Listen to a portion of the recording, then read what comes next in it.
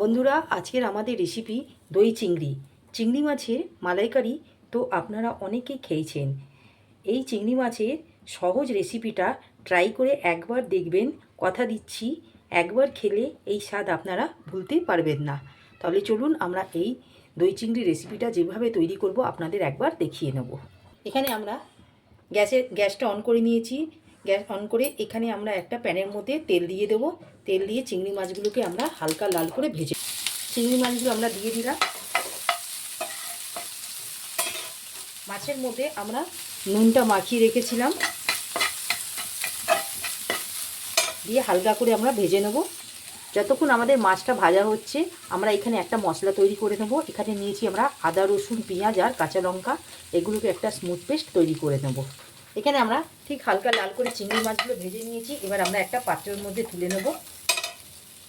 চিংড়ি মাছগুলো আমরা ঠিক ভেজে বার করে নিয়েছি লাল করে। এখানে যে মশলাটা আপনাদের দেখিয়েছিলাম সেটা আমরা একটা স্মুথ পেস্ট করে নিয়েছি। এবার কড়ার মধ্যে গ্যাসের ওভেনে আমরা কড়াটা বসিয়েছি। এবার আমরা এখানে তেলটা দিয়ে দেবো। কড়াটা গরম হয়ে গেছে, এখানে আমরা তেল দিয়ে দিলাম।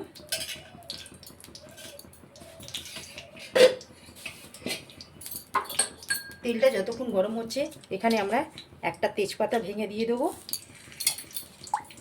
ফোড়নে দেবো আমরা এখানে গোটা গরম মশলা।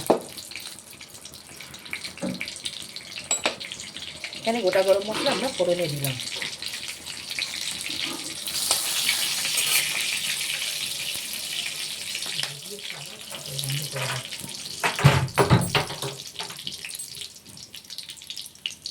আমাদের ঠিক পুড়ে গেছে। এখানে যে মশলাটা নিয়েছি সেই পেস্টটা আমরা দিয়ে দিলাম। মশলাটা এখানে আমরা কষিয়ে নেবো যাতে কাঁচা গন্ধটা না থাকে, 1 থেকে 2 মিনিটের মতো। মশলাটা দেখুন এখানে আমাদের ঠিক কষানো হয়ে গেছে। ঠিক এই স্টেজে আমরা এখানে নুনটা আন্দাজ করে দিয়ে দেবো। এখানে আমরা 1/2 চামচের মতো নুন দিলাম।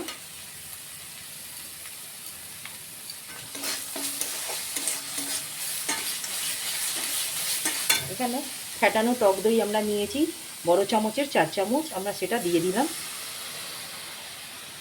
ঠিক দইয়ের সাথে মশলাটা কষানো হচ্ছে। ঠিক এই স্টেজে আমরা এখানে চিনিটা আমরা এখানে 1 চা চামচের মতন আমরা দিয়ে দেবো।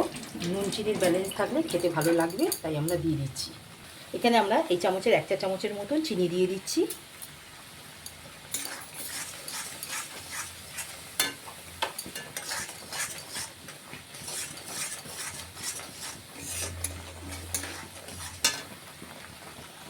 ঠিক মশলাটা কষানো হয়ে গেছে, মশলার গা থেকে তেলটা ছেড়ে দিচ্ছে। ঠিক এই স্টেজে এখানে আমরা চিংড়ি মাছগুলো দিয়ে দেবো। চিংড়ি মাছগুলো দিয়ে ভালো করে আমরা ঠিক 1 থেকে 2 মিনিটের মতন আমরা কষিয়ে নেব।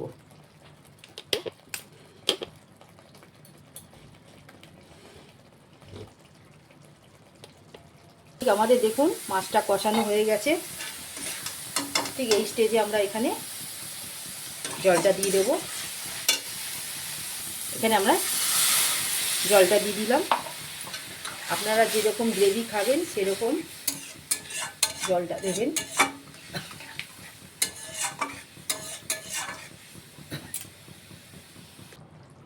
দেখুন আমাদের এখানে গ্রেভিটা ঠিক ফুটে উঠেছে। ঠিক এই স্টেজে আমরা এখানে গরম মশলাটা দিয়ে দেবো। এখানে 1 চা চামচের মতো।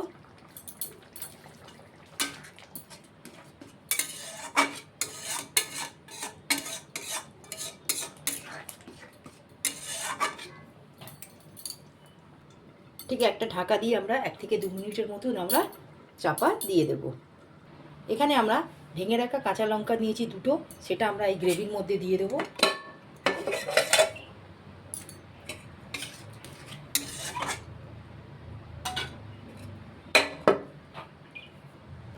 বন্ধুরা, এবার আমরা ঢাকাটা খুলে একবার দেখে নেব।